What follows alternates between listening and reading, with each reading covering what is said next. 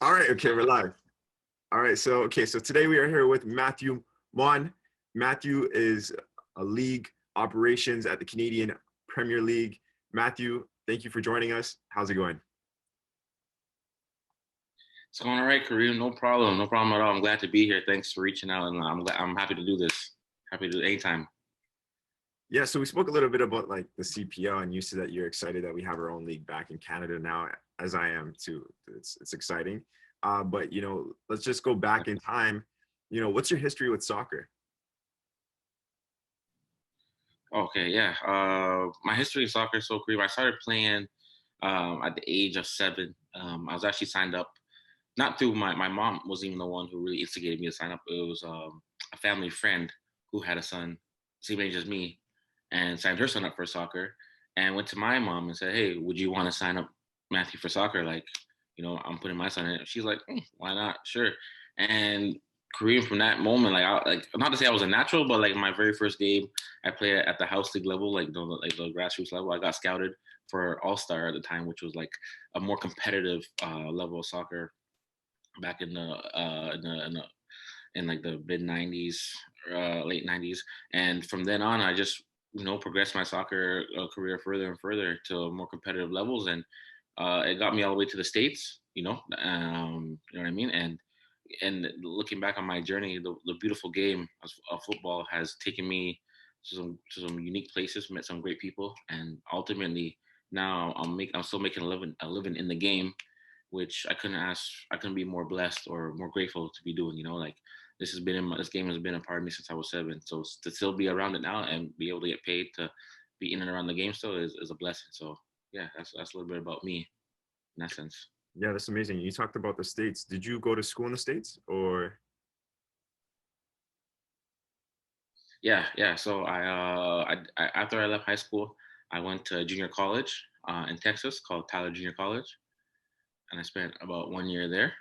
Yeah. I played I played there, met some wonderful lads from all around the world, and that was my first real eye-opening experience of getting to meet people from other walks of life, get to know their stories, them get to know mine. That was a really like a life lesson type of ordeal. Not only getting to play soccer, but getting to study abroad, live away from home for the first time. Learn a lot about yourself, character-wise. And that was a great experience. And then from there, I actually transferred to a school in Alabama called the University of Montebello, and I spent 1 year there. And that was another great experience as well. But that over there, I actually had some friends from back home who were some other fellow Canadians that were also at the school at the time. So that made my transition a little bit easier for me, to go from one place to another. And I felt right at home over there, play with some really good players, some good coaches, and some good times. And then ultimately, I had to come home due to some family issues. But then I finished up my degree at Laurier University up in Waterloo, Ontario, Canada. And yeah, and that was my journey at the collegiate level. And that's when I really, hit the highest of highs. But looking back on it, it was a great time in my life because it taught me a lot um, during those times of what it was like to persevere throughout the game and learn a lot about yourself and those around you. So experiences that I will carry for a lifetime with me for sure. Nice. And what did you study? I studied when I got to Texas. I studied journalism, but then once I switched over to the University of Montebello, Alabama, I went to study philosophy, and I took that with me when I went to Laurier. So yeah. Nice. Oh, okay, so you went to Laurier as well. Nice. So first of all, I actually just want to congratulate on you securing your position at the CPO. Before we dive into Thank you. that, what's the importance of going to school? Like, what was your reasoning for going to school? What was your why? Oh, good question. Great question. I wish my mom was on this call because she would tell you it was all it was basically her. Ever since I was little, she was always put it in my head, man, education, education, education, education. Like the one thing you're gonna do in life, you're gonna get an education. And man, like let me tell you, that resonated for me from the time I was like 13, up until obviously I graduated. And obviously, when you're able to mix that with soccer, it creates more opportunities for you in terms of the widen the scope of where you can get your education, right? So, uh, um, it's funny how life works out, but it all came to fruition, and it helped me combining my skills with soccer, with obviously my academics got me opportunities that I wouldn't have dreamed of any other way. But yeah, no, Kareem, if you want to break it down to simple facts, is my mom. She was pushing for me when I was little to get an education. My mom herself got a university degree. And Right. so I realized, how important it was for her, and obviously how it was important in life in that moment to follow suit. And that was the reason for me, buckling down, getting my studies right, and obviously excelling on the pitch, put the two together, and then you have a recipe for success. Of course, I love how I love how you combined the two and made it you know made it through these platforms, and now you're doing, you're being successful. So uh, Yeah. moving on to the next question. This is very important. You obviously had to make sacrifices. So what sacrifices did you and your family make? Oh, so yeah, definitely. I was raised by a single mom, so definitely in my early years, looking back on it now, at the time you're not really, taking it in what's going on around when you have a single mom who has to go wake up, go to work. You know, we live in Mississauga at the time, so she had to wake up, go to work, all the way down in Toronto. Get through that traffic. You know how that traffic is. It's crazy. Come back home, cook dinner, then take me to soccer games.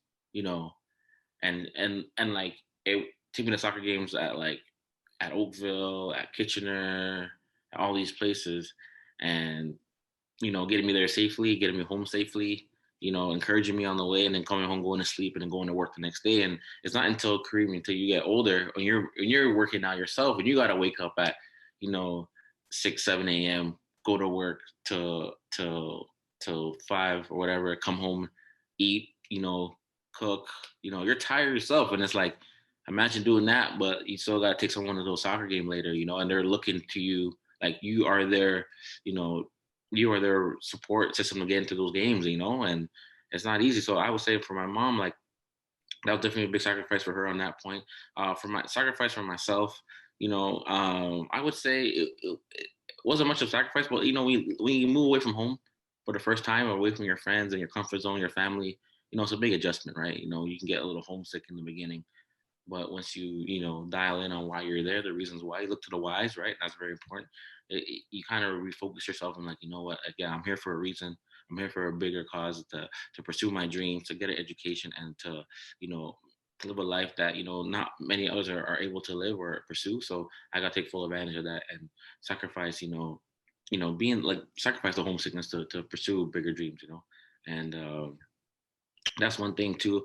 Also, trying to get where I am now, had to make a lot of sacrifices in terms of, you know, going to school, can't go out certain situations, gotta go to certain events, gotta miss other things with your friends, staying focused, staying up into up with up with the times and everything like that. So yeah, there was quite a bit, but I would say I gotta bring it back to my mom. I think she made the ultimate sacrifice to get me to where I am today. So yeah, I gotta really, give respect to my mom in that Yeah, shout out to all the moms. And I yeah. can definitely relate to you on that. I mean, I grew up with a single mom as well. And she, for 15, no, not 15 years, but, all the way from the age of 6 to 16. So what is that? 4 to 6. That's 10 years. 10 years. They're back. They're back. They're back. So I can relate with you on that. Um, did you grow up with a single mother Not as easy, well, man. or was your dad involved in your life as well? Yeah, no, I grew up with a single mom, majority, yeah, pretty much all my life. And yeah, like I said before, when you're young, you don't really, you're not really thinking about too much. But as you get older, you connect the dots to your past, and like, so man, that she did all that for me, like, Yeah.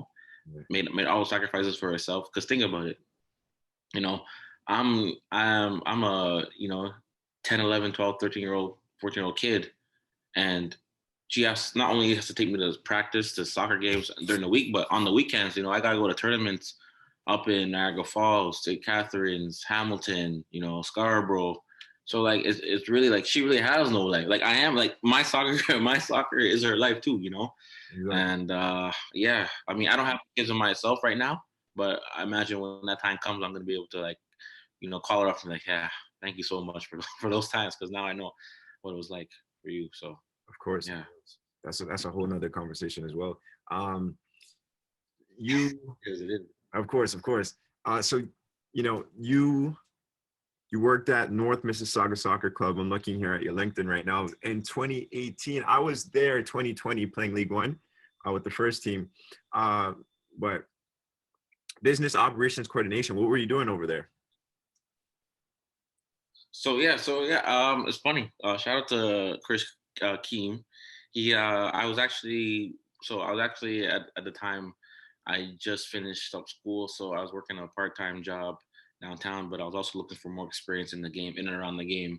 Trying to learn as much as soccer, and I reached out to them. I reached out to Chris. I emailed North Mississauga. I'm like, hey, my name's Matt. I'm a student. I'm just finishing up at here and my school, and I wanted to get some experience, in the soccer world. You mind taking me on? They said no problem. Come in for like a little interview. Let's get to know you a little bit, and then yeah, we'll sort you out. So while I was there at North Miss, I got to do a little bit of everything. Got to do some like work with the club on putting some programs together, doing some research for them in and around campus in the area, censuses, like things like that. It was very cool to get to see what it's like at the grassroots level now, comparing it to the pro level of what they have to deal with. It's a little bit different in terms of the day to day of the everyday working day. So it was a good experience. Nothing I didn't take that for granted at all, and actually even helped me fuel my hunger to get to where I am now. Fuel my desire even more. So that was a great time for me working there. Um, and I'm looking right here, the corporate partnership coordination, Canadian soccer business. I didn't look into this, but what is this? Talk a little bit about this. Yeah, my first introduction to the CPL was through CSB, Canadian Soccer Business, and basically what Canadian Soccer Business is the commercial entity of the league. So anything that comes in like sponsorship related, partnership related, that's where that side of the business comes in handy. So if a sponsor wants to be a part of the CPL, they would negotiate or speak to the staff on the CSB side, to get everything rolling. So that was my first introduction to the league. I didn't have quite a lot of sales experience under my belt at that point in time, but a gentleman that I met who was working for the league at that time was working in that capacity, and he brought me on. We spoke for a long time, and he gave my first start in there, and actually it was actually a pretty good experience. I learned a lot on that side of the business. It's not my expertise, obviously, but any chance I can get to dive into that realm of the get my chance with the CPL, I'll take it. And it actually kind of worked out in the end. Had a good experience there as well. Learned a lot, did a lot, and and I still work closely with the team at CSB, so we're still one and the same for sure. Understood. I was just speaking to an owner yesterday, Alexi Gordino.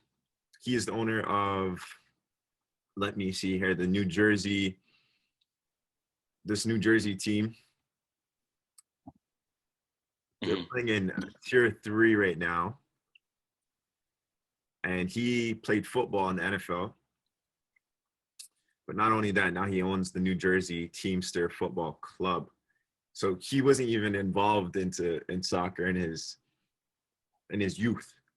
He was playing football, and then he just started from the ground up and learned the whole system of soccer. And then now he's in it. He's doing business in it. So it's pretty interesting. And now you have a soccer background, plus experience on the business side of things. Do you see yourself starting a team later on in the future, training youth or something around that? Do you see yourself doing that, or?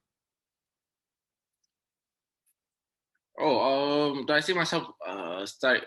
I mean, if I have the means necessary to start a club, obviously, who wouldn't want to own a soccer team? I mean, if you can't play, on the pitch, you might as well, try to do everything you can to get on the other side of the ball and still be involved. So if in a perfect world, if I did have the resources to, start a team from the ground up, for sure.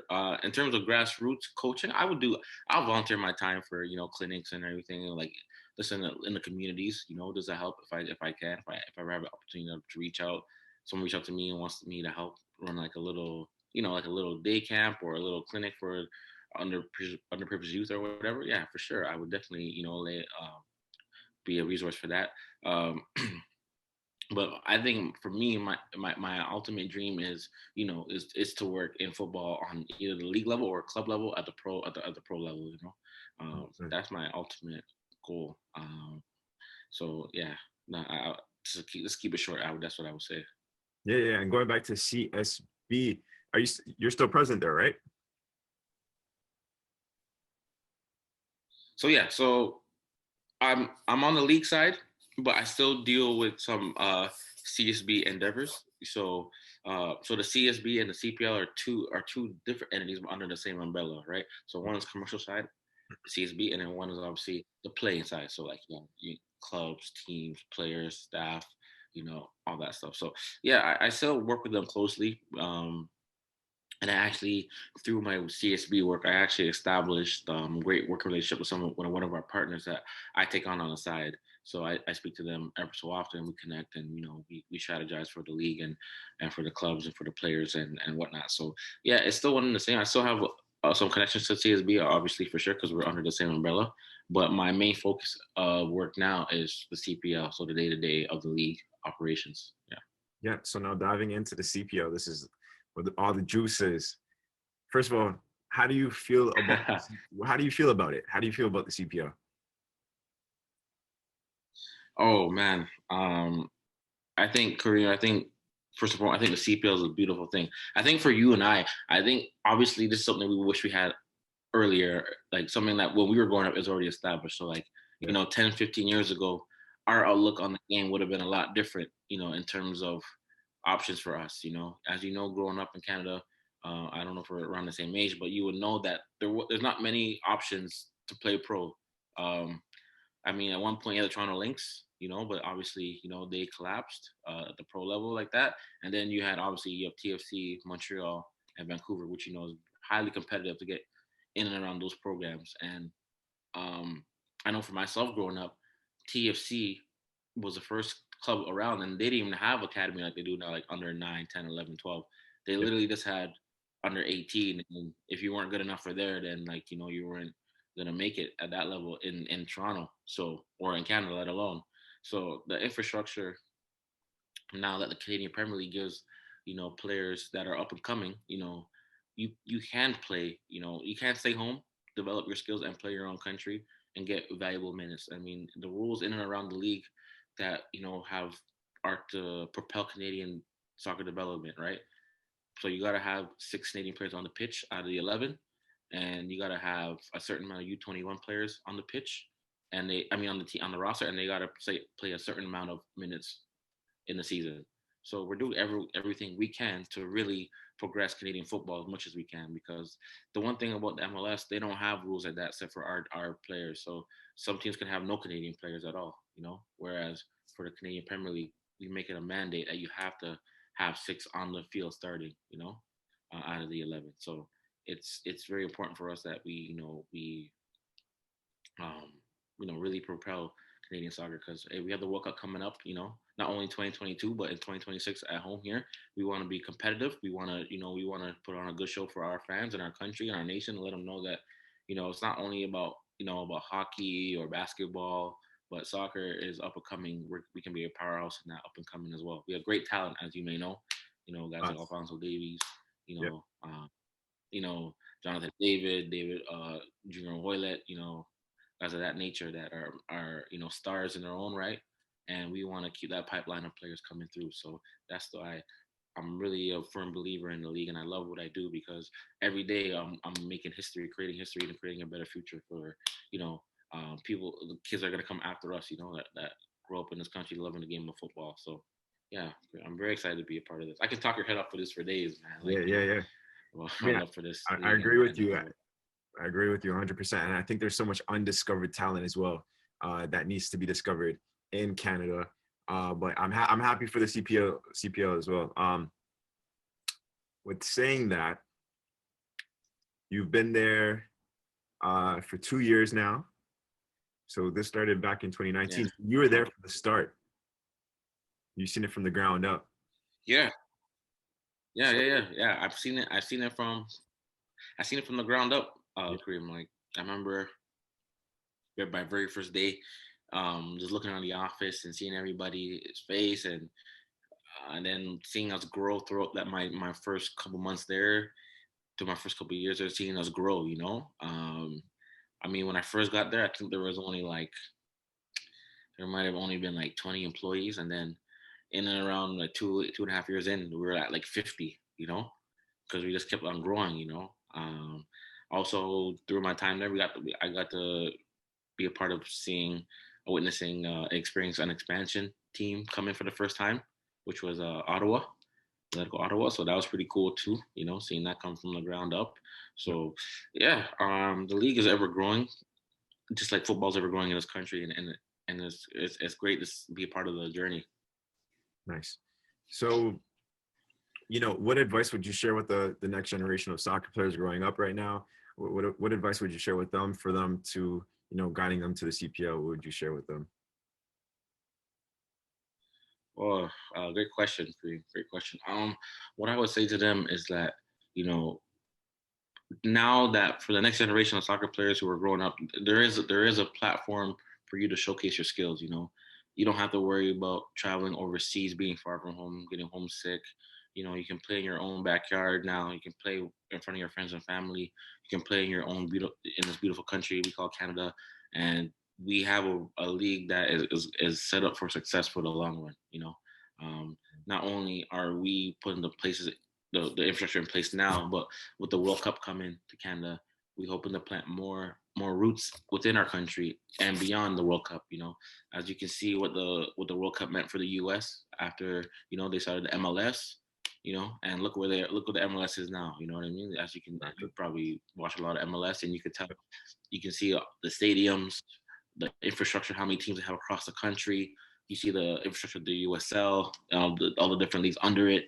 Even for yourself playing semi-professional league, like all that started from coming from the World Cup, being played on American soil, and helping the game develop there. So what I would say just to reiterate to all the future young and soccer stars coming up, you got a place to play at home now. Do your thing, work hard, train hard, keep up with the league, keep up with the teams, the players, and then if you keep working hard, and I'm telling you, you'll get a chance to shine on this level, on this stage at the CPL. And the CPL too is a league that, like I said before, it's a league for Canadians, by Canadians. So Or Canadians I by mean, with Canadians. what I the like rules that. we have in place is, yeah. So we gotta we're trying to propel Canadian talent. We're not just trying to take all the players from overseas and stick them in our teams and go and play. We're trying to take the best Canadian talent the country has to offer and showcase that to the world. Not only to Mhm. our own fans here domestically, but abroad, internationally as well. Can you say? Can you say that? Okay, I'm gonna record that after. But okay, Matthew, I really appreciate you taking the time to let me interview you. I hope you all the best. And before you go, Definitely. pardon? Yeah, man. Anytime, Kareem. If you wanted, anytime. I had a pleasure. This is a blast doing this, man. Yeah, thank you, Matthew. And before you go, where can the viewers find you? Yeah, you can find me on LinkedIn. My profiles is Matthew Maughn, MHPHEW, MAUGHN on LinkedIn. You can find me there, and that's pretty much my only real resource you can find me at right now. But I'm not into Twitter or anything like that. I don't really tweet too much or Instagram too much, anything like that. But but that's my main. If you want to reach out to me there and strike up a conversation about football, Canadian football, I'm more than happy to do so. To anybody. So I love the game, obviously, as you know, and I'm very passionate about it. So I got time for anybody who wants to talk more about it for sure. Yeah. All right. Thank you again, Matthew.